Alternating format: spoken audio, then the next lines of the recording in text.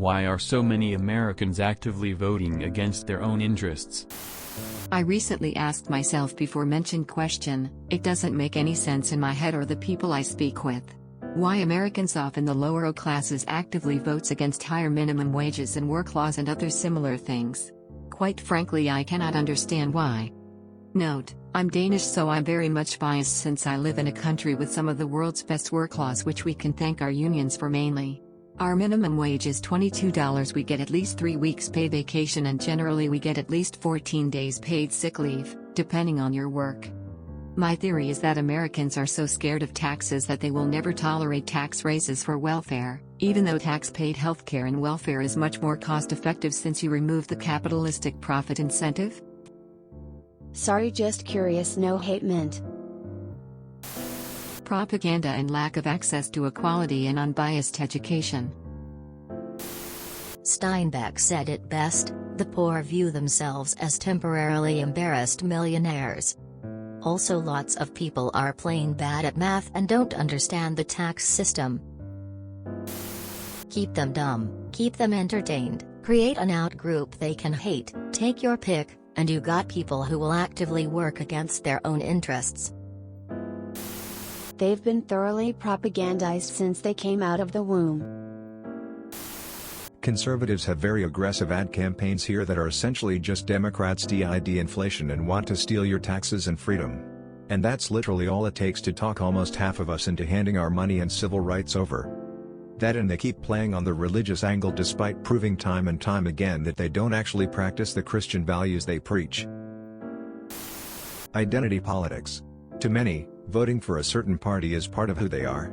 If you ask them why, they'd respond in such a way that it's like asking you why you speak Danish. This is primarily a Republican issue, although it is also something of a problem for those who vote for establishment Dems. It is something that has confused and astonished me for years. Oligarchs own the media. A friend of mine likes to say, they aren't voting against their own interests, you just don't understand what their interests actually are. They care less about improving their own lives than they care about making life worse for marginalized groups. The cruelty is the point for them.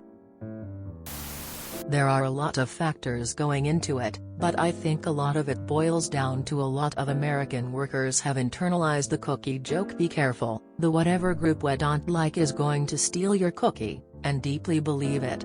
We tend to think that prosperity for normal people is a zero-sum game. If another group or another person gets more, that must mean that me or my group will get less. They're voting for the interests of their future, rich yourself until the day they grow old and die after living on Social Security. There's a whole bunch of mentalities in play with a complex interplay that results in people trying to protect the current status quo. You have loss aversion, where people are more averse to loss than they are in favor of gain. You have crab mentality, where people will actively sabotage those who would succeed if they're not the one succeeding, only to then be sabotaged by other people doing it to them. You also have people thinking that their success only exists in relation to everyone else's, so someone else being successful somehow takes away from their own. These ideas all exist and work in tandem to maintain the status quo. You also have media constantly reinforcing these ideas and exaggerating the potential and theoretical downsides of each incremental step, to the point that people are afraid of any progress. Then if asked to give voice to their concerns, all they have is "that's socialism" or "that's communism" for a response. The USA is based on the concept that freedom to is more important than freedom from. Freedom from hunger takes a second place to freedom to make others hungry. Expand from that concept, and the mentality that from top to bottom it's enforced, you can begin to understand the situation. It is the issue of two-party system. It's like there are only two options of set meal. You can only pick one. But from outsider perspective, looking at the raw data without context, sounded like everyone who picks certain set meal implies if she chose a certain set meal, then she likes all of them. while in reality people only like certain components of it, but if they have to compromise they'd go with their choice. For sure it's propaganda, lack of accurate, unbiased education, and probably the capitalistic mindset of competition that discourages healthy discourse. It's the worst now that it's ever been though, which is concerning. Religion contributes too. Religion is the opiate of the masses. And man, we're druggies here in America.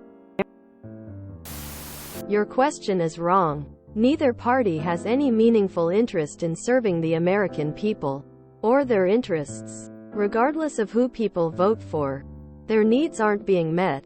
Let's take this rail strike for example. A party that was interested in serving the people would turn to the rail companies and say, "These demands are entirely reasonable, and we cannot afford to have our trains halted by a strike. Mirror the union's demands or we will send in the National Guard to enforce them." But that's not what's happening. Both political parties seem to be in agreement. The trains are too important to be halted by a strike. But it's the unions and their demands that are the problem. And Biden has said he will send in the National Guard to force conductors to operate the trains if the need arises. Who would people have voted for to prevent this? Who do you suggest people vote for to keep the Democrats from sending the army to bust up unions? The Republicans? They would have been worse. They would have made unions illegal and executed their leaders. They have in the past. I have family that was at Blair Mountain. This blood in my veins remembers. This is not a matter of voting for your interests. You are literally not able to do that. This is a matter of a system that is so broken and corrupt that it is eating its people to maintain itself. We have two main parties and they both suck. Neither one cares for the average American and neither one can effectively manage our country's spending. We're dumb. This is an intentional result of the defunding of our public education system. Education in the US is generally not as good as most of the world imagines. A shocking number of voters are swayed by propaganda, culture wars, and identity politics.